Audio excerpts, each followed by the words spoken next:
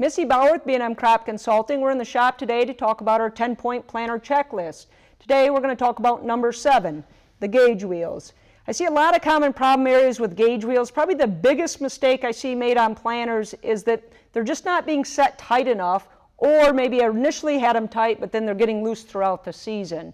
So I want to make sure in the shop you're doing it correctly. So when you lift this up into the running position like it would be in the field, pull out, make sure there's no space in between the disc opener and the gauge wheel itself. So you can see this one's pretty good. It looks pretty good there. I try to pull out on it. There's no space. There's no wiggle in this. I can't wiggle this back and forth.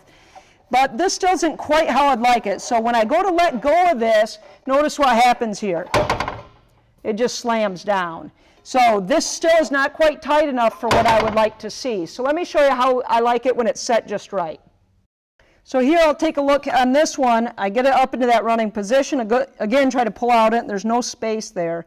But notice as I let go here now, you can actually hear the rubber sliding down the metal. And it's not just slamming down anymore. It's coming down at a much slower, softer pace. So that's what I'm after. Then I know I got it. So I don't want it where it stays stuck up, but I really want to hear that rubber slide down the metal and not that slamming down that we had on the other row.